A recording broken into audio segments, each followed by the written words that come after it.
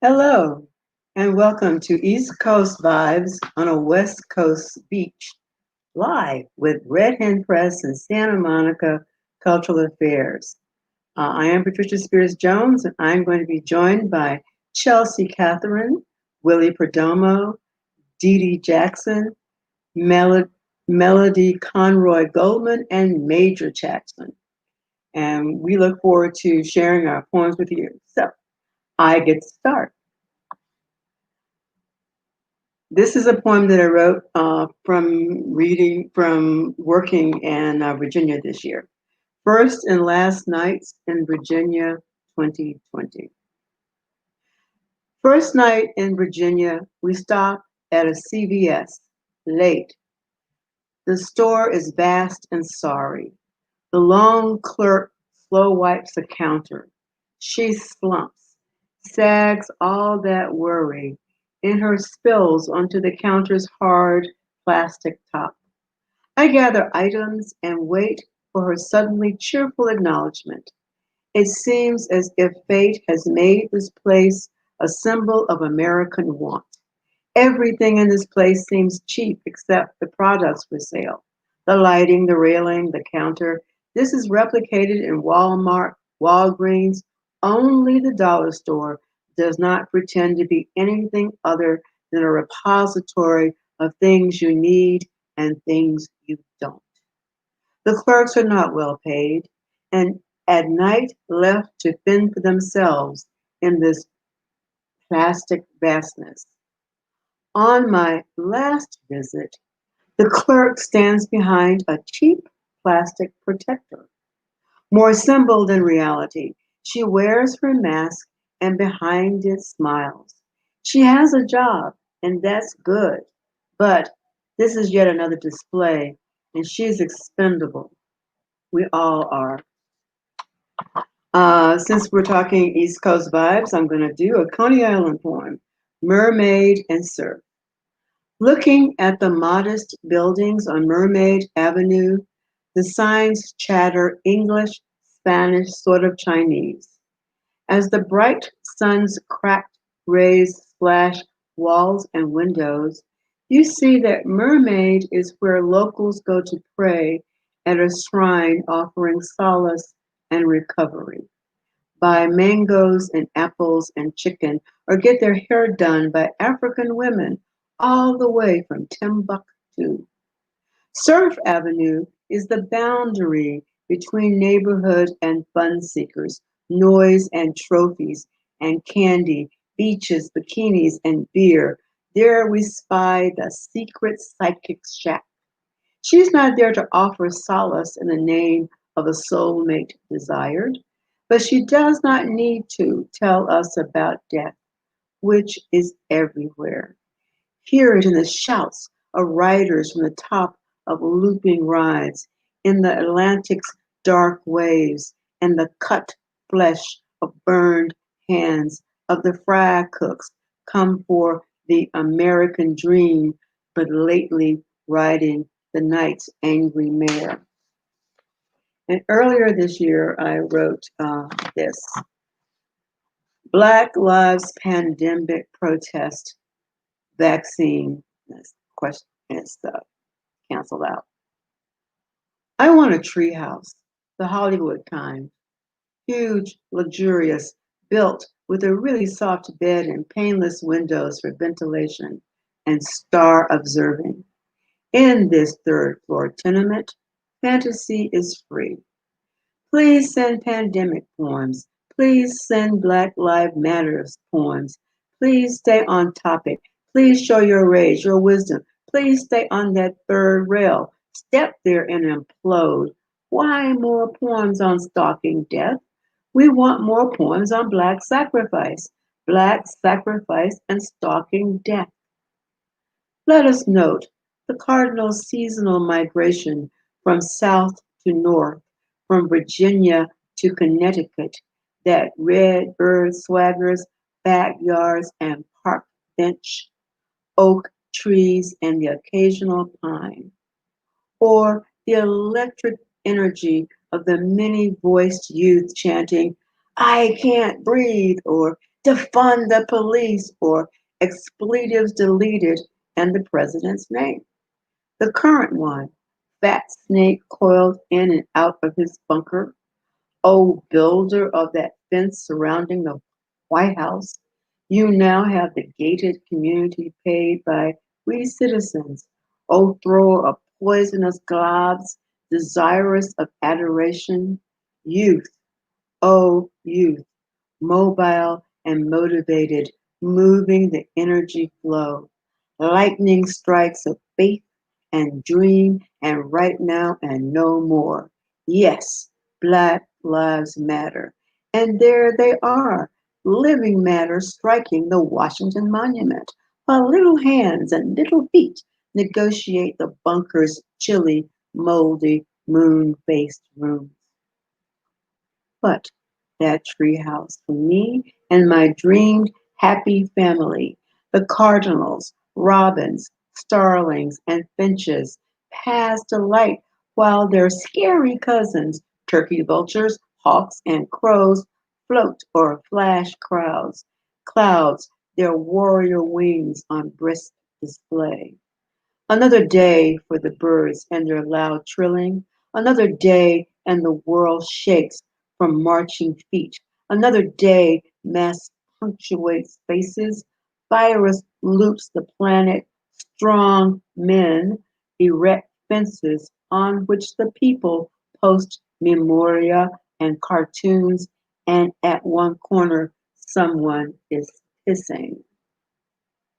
And my mother died 7 years ago, and this is the poem that was in Catamaran, which is a California-based journal.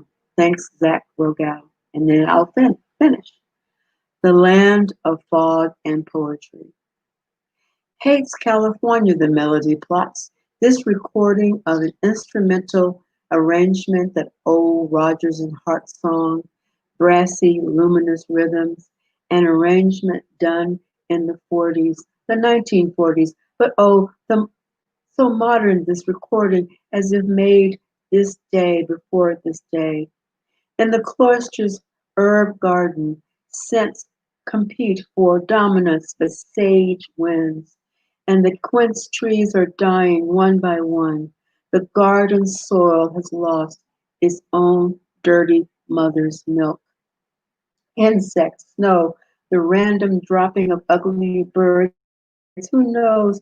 The brassy band is playing an arrangement from the 1940s while the quince trees are dying, have been dying for years. Fruit fuzzy with sad disease, the curving branches darker, brittle looking. A good friend is now in the land of fog and poetry. Side walking with Bob Kaufman, cracked sage of fog and poetry, another California dreaming, anxious words on a coast where the ocean rocks the rocks. There are days where shadows would be welcome, but the sun is bright, bright, bright, and even at night the moon is bountiful as if everything blue is full. I have a decade's worth of sadness encircling my heart, but that's easy. It's just the blues, and the blues is always bountiful. But the mound of dirt, the wooden box, the pretty coffin, the pallbearer's awkward grace, that's not easy. I'd rather be in the land of fog and poetry, in the land of shadows and mystery. Today, a toddler kept sitting down as if on strike, her mother videoing her every chubby step, her grandmother enabling the moves, but the girl was not having it. Step one, step two, stop, cajole, cajole. Step one, stop, sit, cajole. Mama films and films as if the iPhone is a kind of appendage. And finally, daughter reaches mama, slobbers on phone. One last chance to say no. Just look at me. Just see me. Now, hold me and don't let me go.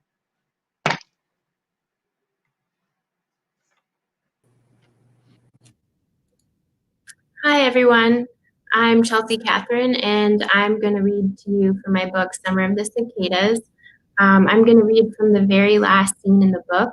The narrator, Jess, has just passed the 2-year anniversary of her family's death in a car crash. She's been through a lot. She recovered through drug addiction, and she's gotten her heart broken. So now she's cleaned herself up, and she's finally moving on. After dropping Maggie at Mason's house, I drive the old route home. Rocks kick up under my car. It smells like pine, like normal. I kick the corners, speeding up when I should slow down. It reminds me of high school, curving back home after prom, all cried out of tears after sitting there all night long, wanting to dance with someone but finding no one. I get home and park the car. The crickets sing their song, high and sweet. It smells like grass in summer, the heat of the sun that lingers in baked earth. I love this house, these woods. But even with the job, even with the award, with Mason, Brenda, this place is haunted. The only thing that makes it better is the ranger supervisor training I'm going to next week in DC. Sabina called me a few weeks ago and told me it's the job. I'll be working out west in the state parks as a ranger. They haven't decided where to place me yet, but most likely it'll be in Yellowstone National Park. I've cleaned the house up, trying to get something to feel right so I can leave without worrying. I finished the insulation. I cleaned up the outside, shearing down the trees. The yard sits plucked free of weeds, green in a bloom of rain that's fallen across the area. Haze lingers over the grass, a warm ray of moisture from the wetness of the earth. After dropping my things off in the bedroom, I head downstairs. I take out some whiskey and pour it in a shot glass, set it on the counter and stare at it, but don't drink it. More and more lately, I keep pouring myself drinks that I don't drink. I've been running every day, training my body back to how it used to be. I still wake up with this pain in my chest, though. It strikes me out of the blue sometimes. A warm breeze feathers in through the kitchen window, tinted with my mom's perfume. I head for my parents' room. Everything is still here, exactly where I left it, like it's always been. I walk through the bedroom to the porch and open the door. Hot air blasts me in the face. It smells like grass and wet dirt, like the days after the crash and everything that hurts bad. I lie down flat so my back is pressed into the wood planks and close my eyes. The heat won't leave until October. It simmers over the trees, the horizon of the pines. It's in the air, warm and wet when I breathe. If I imagine hard enough, I can see myself lifting into the air. I rise above the ground, higher and higher until I see the tops of the trees, and then the layout of the town, like a heart-shaped patch, a sea of green and gold cupped by a dark shadow of forest. Thank you.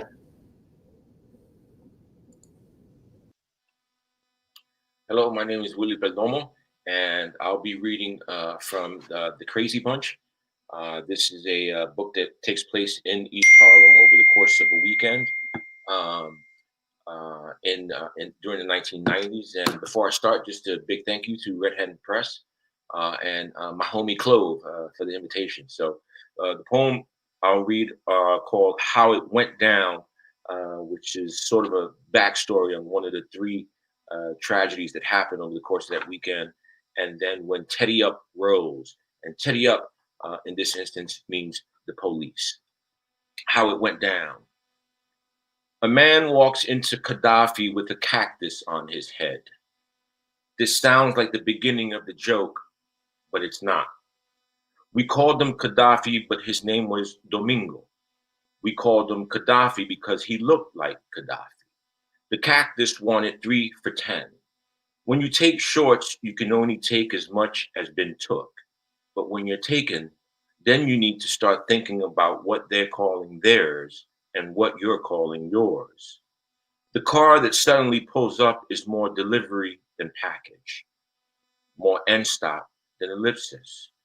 The dreads sit there and perch there and chill there and lamp there and chill there and rest there, still there. Word, they don't move.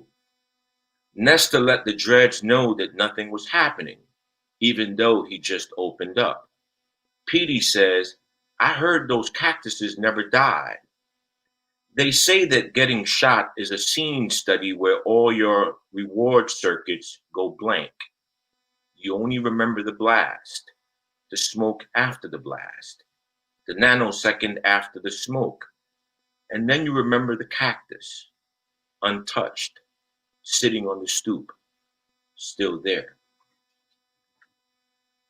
When Teddy Up rose, we were already trapped in fire and abandonment, allies and alliances, villains and vandals, riding the twin engines of vigil and violence. We defended the Constitution better than the Constitution defended the Constitution. When Teddy Up rolled, they rolled with New World thirst. Like a good mix, they shook the block up and down until all the fried snitches fell out. Embroidered the project, switched scare tactics, kept their narratives consistent, checked their sources between punk and pussy, gossip and gore, and paid you to keep score.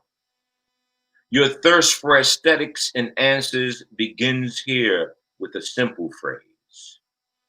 Put your hands in the air like you just don't dare. Fingers together, below decks together, click, now spread, let me see the light come through. Put your hands in the air like you just don't care. Who will scrub the floor with your breath plea? Who will post it live? Who will say, that's not me? Everything you believed about being good starts to make a list in your head, and don't even start with your world view. Put your hands in the air like it just ain't fair, and now it's time for question and answer.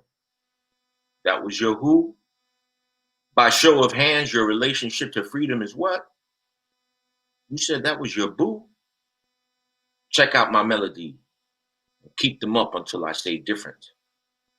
And the correct answer for free, oh, me. Thank you.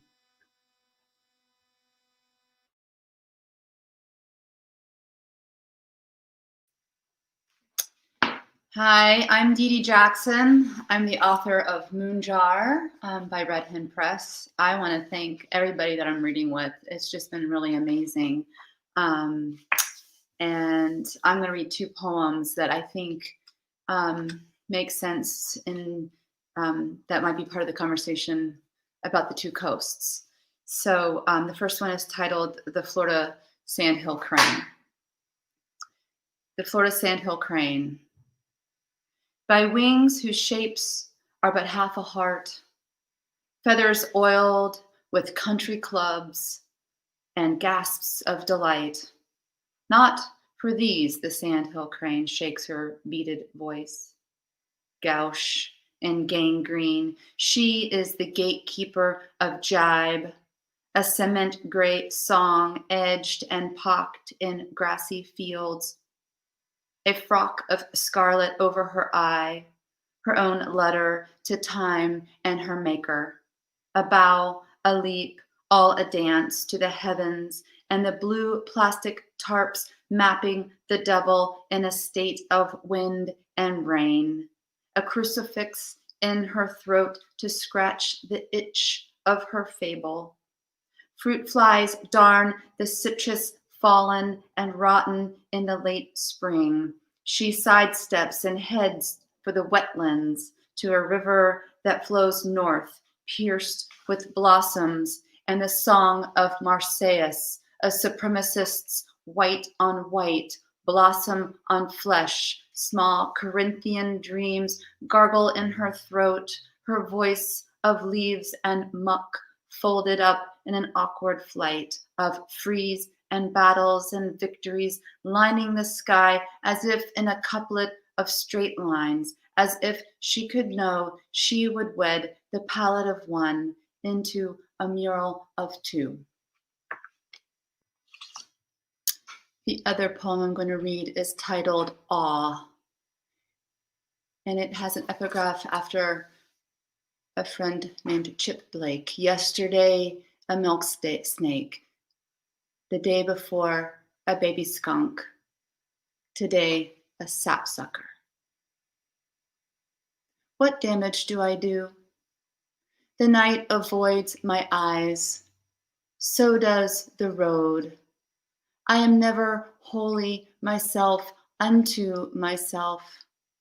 I need to know the lifespan of the June bug who, like a small bison, headbutts my summer screen door. Why the Luna moth has no mouth. Or if it was a sapsucker, not a downy woodpecker at the feeder a few days ago. A friend of mine stops to bury any roadkill he comes across. Each journey he takes is like the end of a war. The dead lining the road that was supposed to lead to somewhere greater. I saw the first firefly of the season, not out in the field, hovering like a star above the unwieldy night grass, but on the window near the light on my desk, his own light dark.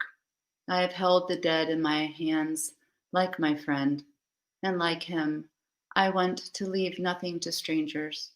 I want to bury all that I find with its hunger and awe. Thank you.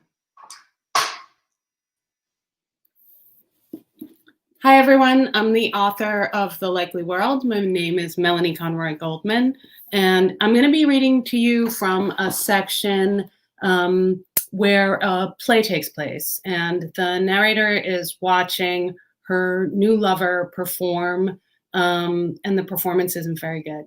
And I'll start now. The actors emerge from the shadows. Their eyes are ringed with makeup or sleep. I see now they are in dress-up mode, have scavenged various bits of costume, a headdress, a boa, a suede vest. Paul, in lederhosen and black glasses, his sling set aside for the scene, occasionally winces from pain. Do not think about what your face is doing, says the director. It is cold. You are freezing and have no food, but you are in ecstasy. An ecstasy of starvation. The actress tiptoes, the boys starve and swing. They hang between preview and opening night. Paul says sometimes they nail it at the last minute, find the magic the exact moment the first audience files in. Paul watches the pretty boy stump around woodenly. The actress flirts with the blonde, with Paul, with the director. Everybody's faking it.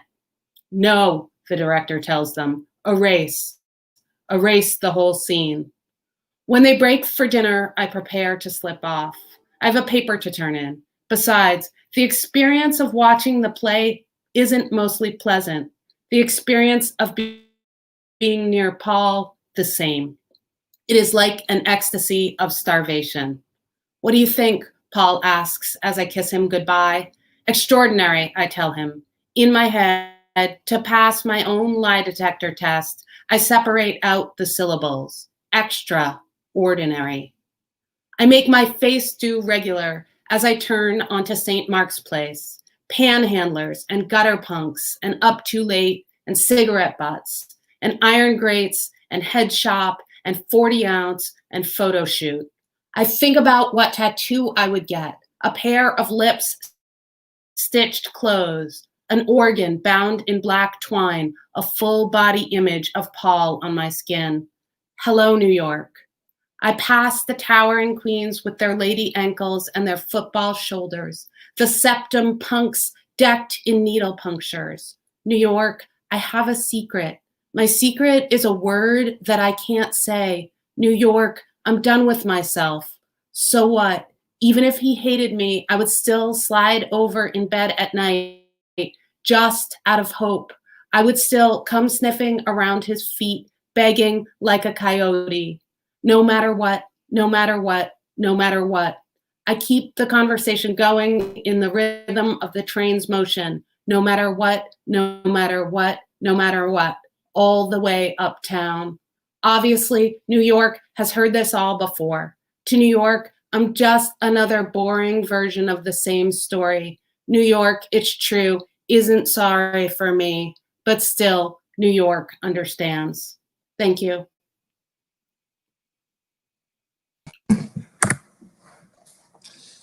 Good evening, good afternoon. I'm Major Jackson, and I'm going to read from The Absurd Man, which was a fun book to write.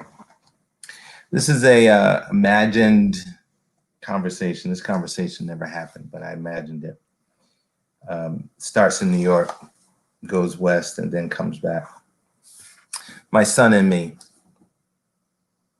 At the bar in Otto's near Fifth, both off from work. The heavy foot traffic of commuters hastening home outside, and us here 2 drinks in. The conversation has just ramped up, and he wants to know why I did it, how I could have betrayed our family. The bartender is in night school. We learned for law, but meanwhile, he can name all the great vineyards in Sonoma, and how many laborers worked the field, and how many the crush pad last planting season, which incidentally, he says, gave us some of the best varietals he's told in years. But it's all really just a racket, though, like anything else in life. I want to tell my son about the great poems I've taught today, yet careful to avoid the sad lives of the poets.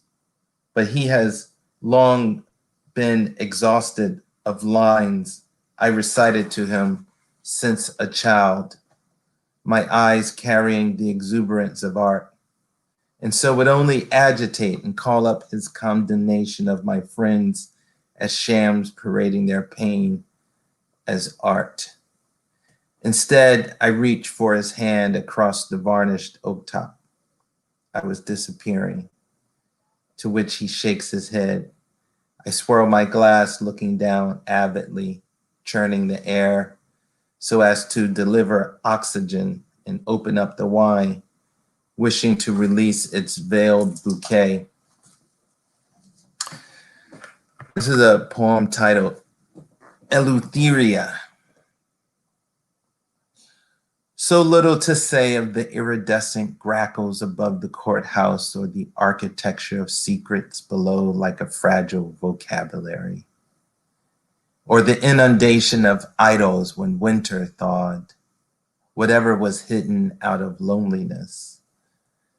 What if we were changed at least once by nights of rain, by drunken bees in a glade of tufted vetch, by the fly-tormented psalms of Blake edging further into the breath of our unknowing? This is a country with a single dream. All the counties and all the town meetings and all the demonstrations amount to a soul creation. Last night, I pictured our shadows liberated from human forms. How do we know the color of freedom? I've effaced the shade of maple pressed like an encyclic leaf in a book from another century no one reads.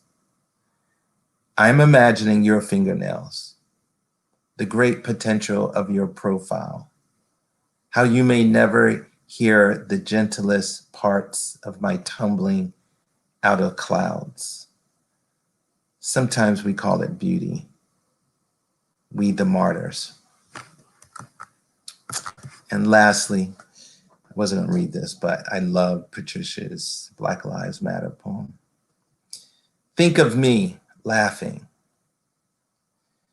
You're right to imagine me sobbing on the corner of 6th Avenue and West 4th, or raising a hashtag cardboard above my head near the Liberty Bell. You're right to picture me lying down below the gold-domed Capitol demanding don't shoot. It is my annual day of sobbing. What are these brown hands for, if not to bury my eyes in the ancient rivers of wrongs? And isn't this my consigned single note in our final piece of music, mindless as a blink? So go ahead. You and I are once again rehearsing decency. It is the dream of loving fruited plains that do not love you back. It is our feet planted in concrete that has me weak. But first, give thought to my luxuries, The sunset I toasted over the Val di Schiana with an aperitivo in Cafe Poliziano the summer of 15. Or give thought to the promontories of conversation with my father yesterday, in which, among other delights, we discussed the dignity of eggplants, whose purplish tint reminded him of a great aunt. Consider my love of celestial bodies. You're better off thinking of me singing this morning a little Marvin Gaye, not what's going on, but I want you. Sultry and soulful, a one-way love is just a fantasy. Oh, sugar, forgive me for being bound up in the ecstatic right now. I do not regret my little bout with life. Thank you. Thank you so much. Such a pleasure to be here with all these readers, friends, and classmates, former classmates. Thank you.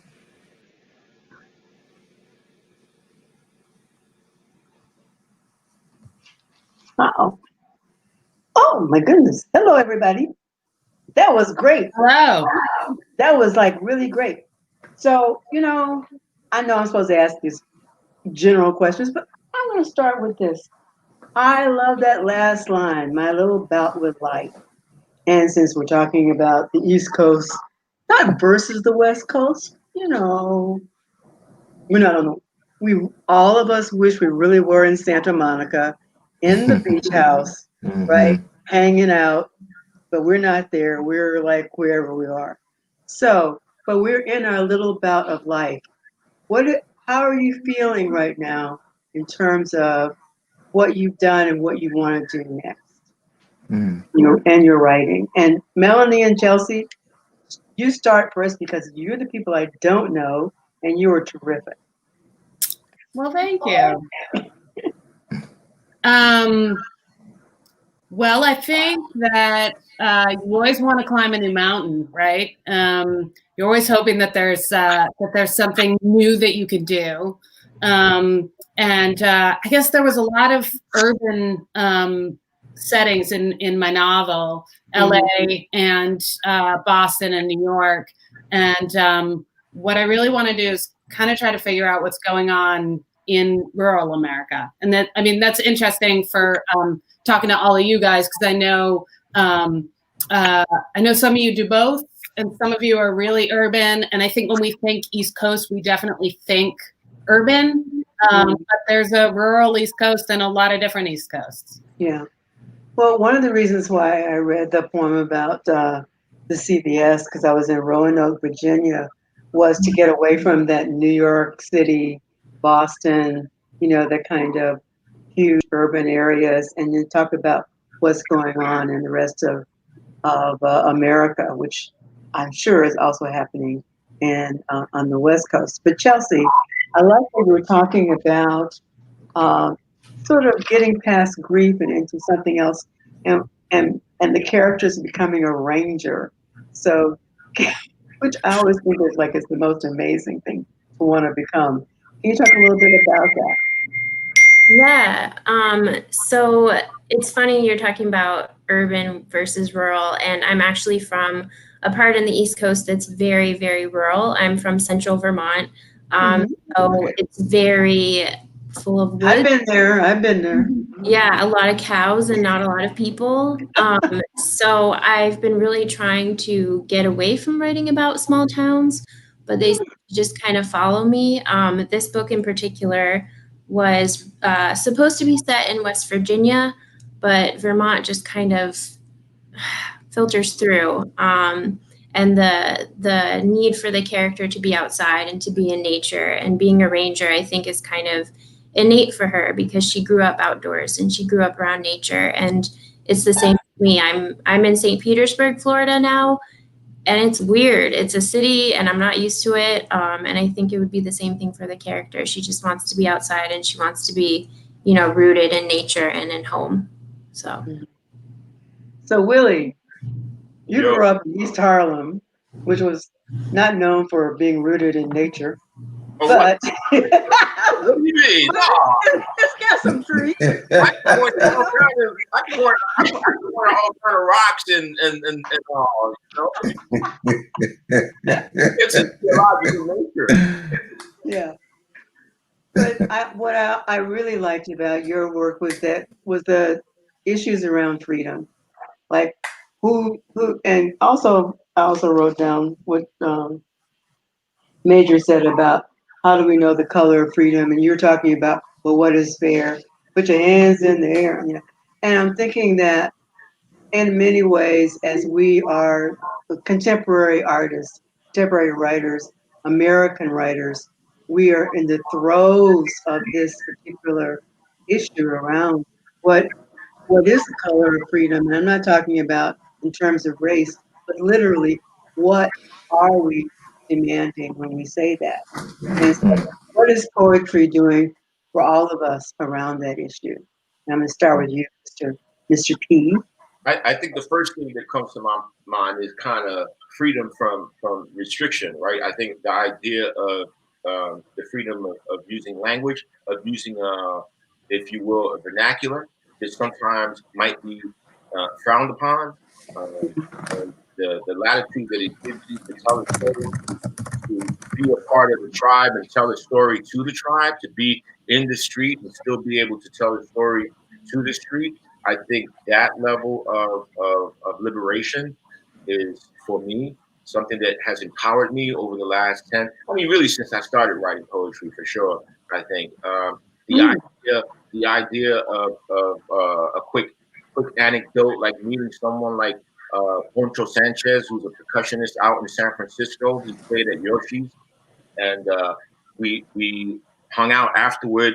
He was with his band, and I was with a friend of mine, and we sent him a drink. And I told him, "Yo, that rendition of Besame Mucho, the Besame Mama, that song, dope." I told him, and as soon as he heard me talk, he said, "You're from East Harlem, ain't you? You're a Puerto Rican, you know." And that moment for me, it kind of signified the range of my aesthetic, basically. That somehow that voice to a percussionist was so distinct that that's a voice that I try to kind of utilize in my own work and free other writers to do so at the same time, where they might be kind of negating what they call their voice, you know. So I think that's where the levels of freedom play out for me in the process. And New York is kind of weird for that, because the first thing you notice about New York writers that I was told by West Coast writers when I first started traveling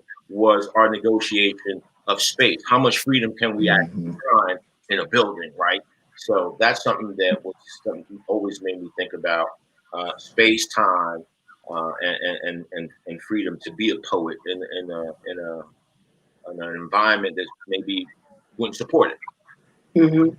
So Didi, because you haven't said anything, and I'm going to bring you in because I love the last line of your poem, "All," and so I would love for you, and somehow to me it sort of echoes a little bit of what Willie was just saying about freedom and space. And can you talk a little bit about how you came to even get to that point? It's just an amazing line. Sorry. Right, thank you. Well, I was also thinking really what poetry does for freedom for him, and that I was thinking, and for me personally, what poetry does for me in terms of freedom. I mean, it's been a long process for me, but emotionally, and I was also thinking of this for Chelsea, although I wouldn't want to speak for her, but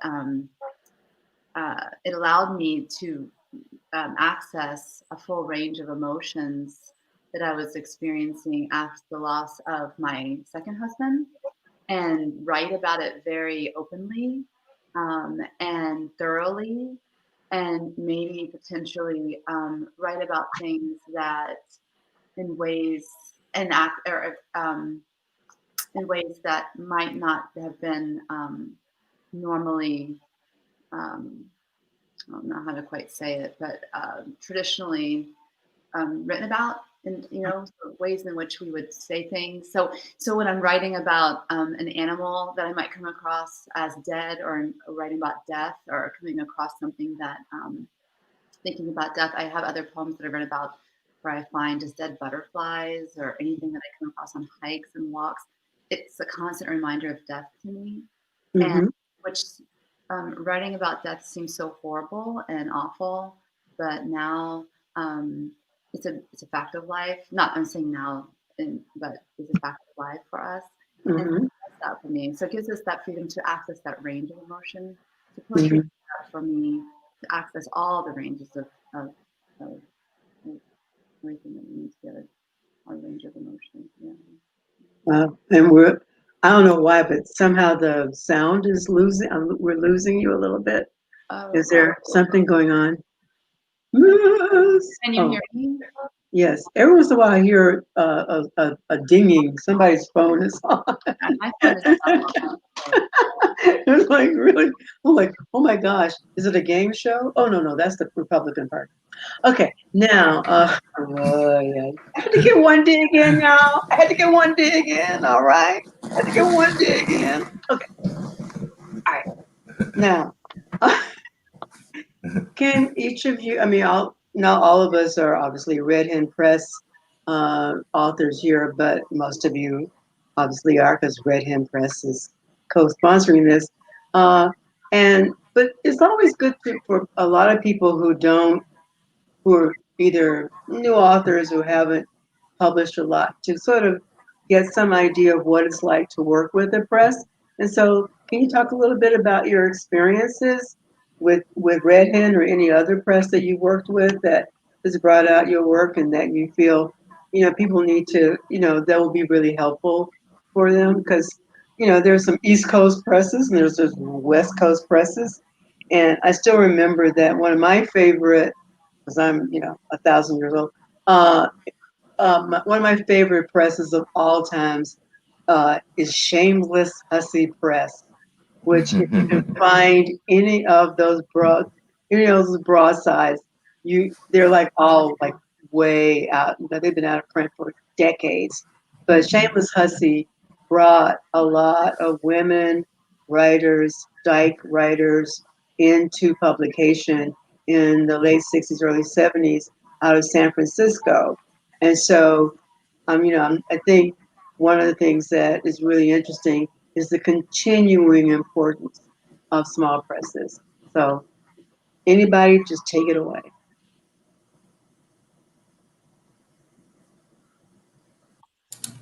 I'll talk about my experience.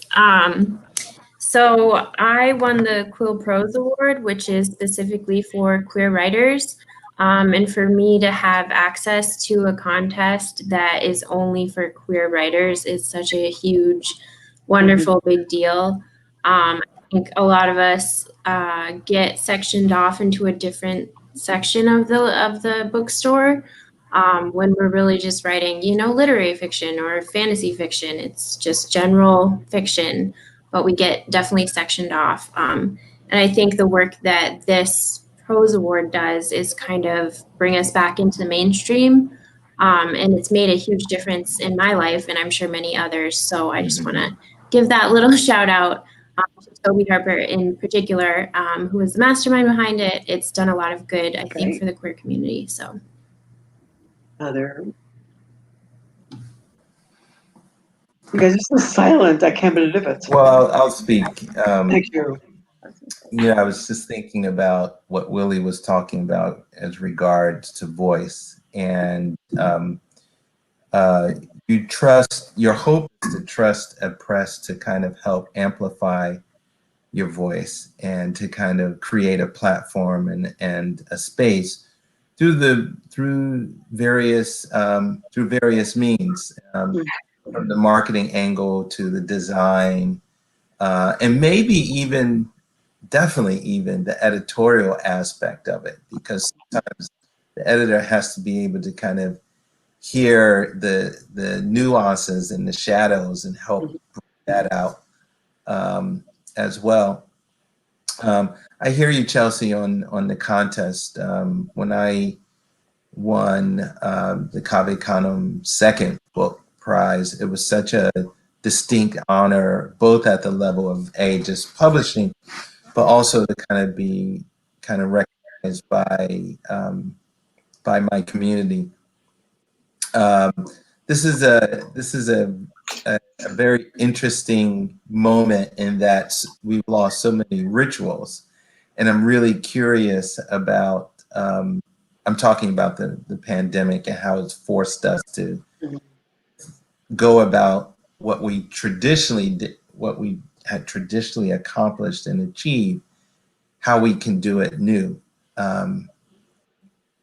So I'm curious about how presses are going to respond to this particular moment, whereby normally we all would be at bookstores and giving readings and signing books and, you know, being this close to our readers. Mm-hmm. It'll be interesting to see how the industry kind of helps continue to do this work, but maybe do it in such a way that we're not hampered by future global pandemics.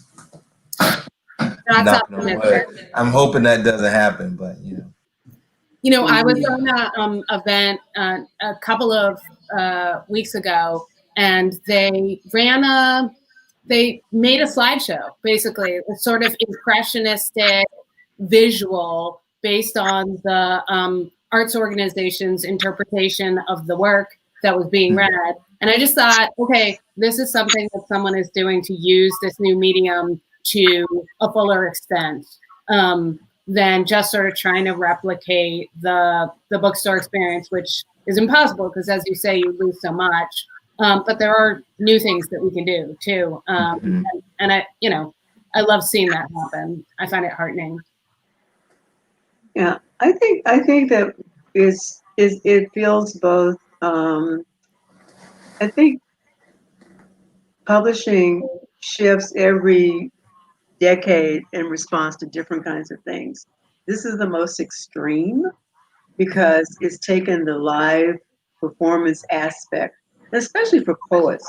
You know, fiction writers don't do this very much. For poets, we get out there in front of people and we read and we discuss and we, you know, carry on. People ask us questions like, how did you get published? You know, whatever. Anyway, so, and we go and we tell them. And so to not have that kind of one-on-one, it's very hard.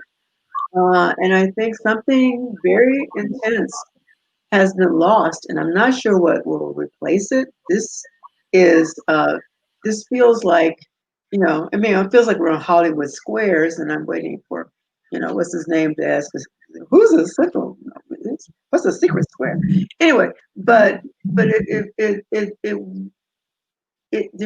I think there's going to be some weird form of hybridization around performance and publishing. And I don't, you know, it'll be interesting in 3 to 4 years from now to see what the fallout of all of this is going to be. But it also reminds us of just how precious all those annoying reading events were. They were like, I don't know how to get out of that. They feel like we were in not only a different world in terms of connection and communication with our audience, but also with our own voice, with our own speaking voice. You know, it's very different to have this kind of modulated conversation than it is to be in front of on a stage or talking to people. So it's going to be interesting. We all are going to be. We're all part of the experimentation. You know, we're the guinea pigs, so to speak. Like interesting. Moonjar is my first book, and and I think Chelsea, this is your first book too. Oh, it's your second book. I'm sorry, I didn't mean. So I guess I'm the only one in the group. This is my first book. So Oh, Melanie. Okay, for some reason I thought this. Okay, so I'm just screwing it up all over the place. You're But fine, dear. You're fine. so I guess so Melanie, then maybe you can relate. I am really sad to be missing the books, the reading, face-to-face readings. I mean, it is really, my book came out in April and it was deep in the pandemic, as we still and I mean, I know we're trying to emerge out of it, but I think we're all just going to be going right back down into things. And I have to say, I am really sad. I'm really missing the book. I want to be reading in front of people. I love people. I teach. I love talking to human beings. I love talking to people about my work, or answering questions, or just smiling. And I really, really, really love the human experience. And I was really looking forward to that, despite the content of the book, which is a little tough. But I think being there and being in front of it and being behind the book, as you were saying, Patricia, as poets get behind our book, I felt more confident to be there with the book than it for it to be out there in the world on its own. I felt like I could help usher it in. And then I felt then that way I could help ease it into the world in a way, so. You should have been at AWP. Anyway, I was there. All right. So, and but it's going to be very interesting. I feel like for all the people who have first books this year, like, I think you can just claim the first book until, like, you can do live readings again. Just, because the great thing about literary fiction, but especially about poetry, is that, it has its own version of shelf life, and it's not like, a movie. You've done a movie, now when's your next movie? You know what I mean? So, because it doesn't necessarily happen that way. As someone who had a lot of difficulties getting published, but then when it finally happened, then it kept on happening, right? So it's like a really interesting thing where sometimes nothing happens for you for like 10, 15, 20 years, and then all of a sudden, within like about a 10-year period, it's like boom, boom, boom, boom, boom. So, but it's interesting to know that even if you're working with a press that doesn't back you, somebody in that press may give you an idea about who to go to next, so that you don't have to feel like you have to only be with that one press. Or if they don't want to deal with you, if you have a great relationship with Red Hen Press, great. But if there's something else, then I mean, Major's got he's been high, he's been low, he's got all kinds of presses in his thing. So it's interesting, but I'm gonna this is a difficult year. We all can just say on that. And I know that a lot is going on about trying to make sure that next year is not nearly as difficult politically and other ways. So, what are some of the things that you're doing as poets to help us hopefully go on to hopefully the next better phase of our lives, of this nation's life, of maybe the globe? Give us a little bit of that. You said as poets or as writers? Oh, well, I think all poets are writers, and that. Yeah, you think all writers are poets. No, I don't. I don't. Okay. There are a lot of writers who are not poets. They may think they are, but dang. So there you go.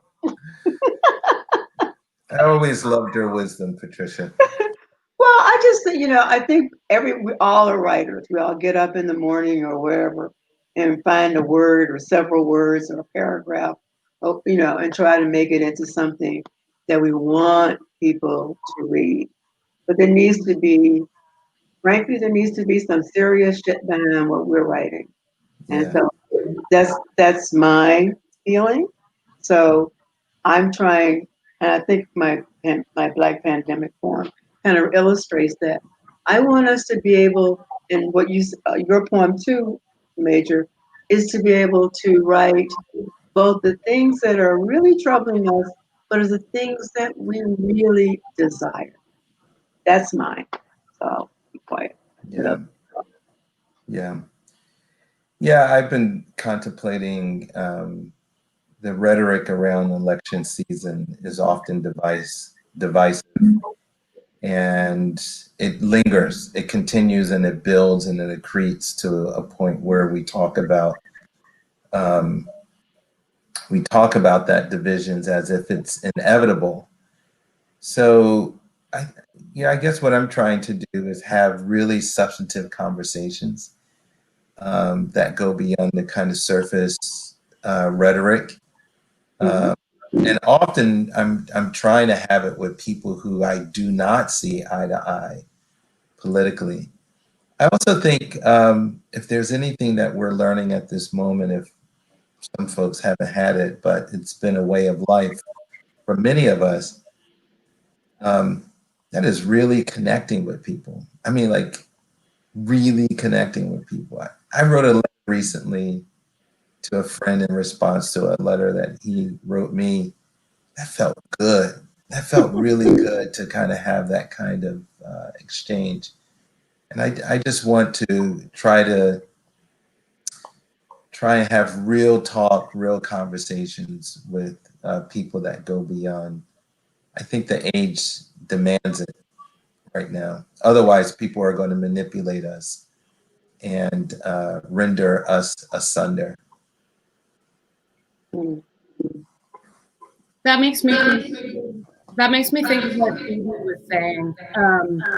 This idea that we're learning now how important connection is, right? And the sort of exchange of molecules is how I think of it, right? Something that happens when you're face to face and you can, you just get all this sensory information. There was so much we took for granted, and there's so much that as wordsmiths, we think it all happens in words, but a lot of it doesn't. A lot of how we connected with people happened in, I don't want to say smells, but I think smells, I think we have, animal parts of ourselves, and we have to be in the room with those people, with each other.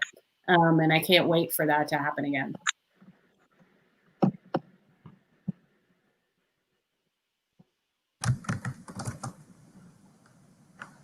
Really being quiet. They're muting themselves because we're being muted. But this has been very interesting and very important, and I'm glad that everybody got to read. I wish we had more time, but that is something that we don't have enough of. COVID-19 has given all of us an incredible pause. The situation in our nation in terms of dealing with structural racism is giving us a great deal to do. We are trying, I hope, to begin to create new mythologies that will give us some serious sense of what freedom is and how we can use our voices and how those voices truly are important. And they need to be heard in as many ways as possible. I thank all of you for your incredible voices, and I hope that everybody gets to do great things, and that 2021 is a whole lot better year. True that. True that. Thank you, Pat. Thank you, everybody. Thank you. Good to see you. All right. See y'all. Peace.